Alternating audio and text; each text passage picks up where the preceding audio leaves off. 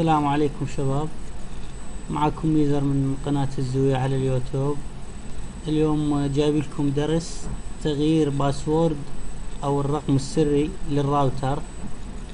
طبعا اول شيء نقوم به هو الدخول الى المتصفح اكسبلور، جوجل كروم، اللي يعجبك انت. طبعا انا راح ادخل لجوجل كروم، نخلي الاي بي هنا، تابع معاي، نخلي الاي بي مال الراوتر اللي هي 192.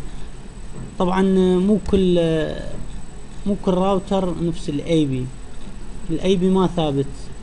ممكن عندك اللي 01 ذني بالاخير يتغيرن حسب الشبكة اللي ساحب من عندها. هسه انا يمي 01، انت احتمال يكون عندك 11 او 12 او 02 حسب الشبكة اللي انت ساحب من عندها. يعني هاي تقدر تسأل بها صاحب الشبكة اللي انت ساحب من عنده خط. هسه نضغط انتر، يطلب منك هنا اسم المستخدم والكلمة المرور.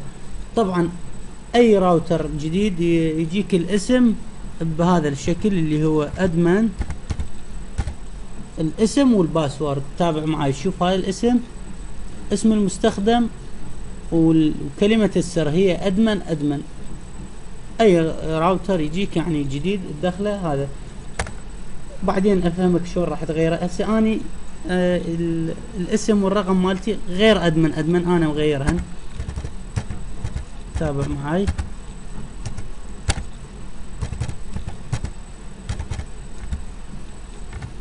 هسه دخلنا، بعد ما تدخل الاسم والباسورد تطي انتر، راح تفتح لك الصفحة مال الراوتر او التبلينج. هسه انا داخل هنا لصفحة التبلينج. شلون راح اغير الباسورد مالت الراوتر؟ طبعا اول شي نجي الوايرلس. تابع معي، شوف اشارة الماوس وايرلس، ننزل هنا وايرلس سكيورتي، اوكي، ننزل للاخير، الخانات الاخيرة. تابع معي، هذا هو مكان الباسورد. انت بكيفك يا رقم رايد تخلي، او ممكن تكون الرقم. هسه انا راح اخلي لك رقم مثلا اوكي، يعني ممكن تخلي ارقام واحرف، ممكن تخلي بس ارقام، ممكن تخلي بس احرف. انت يعني هذا الشيء خاص بيك والك الحرية بيه. مثلا انا اخلي 1 2 3 4 1 2 3 4. هذا الباسورد اللي اريد اخليه للشبكة مالتي. نعطيه سيف. تابع معي، اوكي، موافق. ننزل لاخر شيء تحت، راح يطلع لك هنا كليك هير، بليز كليك هير، اوكي، ريبوت. تابع معي، راح ننطي ريبوت. الراوتر راح تنطي ريستر لنفسها، يعني تغلق نفسها بعدين تشتغل. تابع معي، وراح انطيك الاشارة على الشبكة. تابع، شوف معي هسه راح يفصل الشبكة. تابع هنا، راح تروح الشبكة وترجع، اللي هو الراوتر يفصل بعدين يعيد نفسه.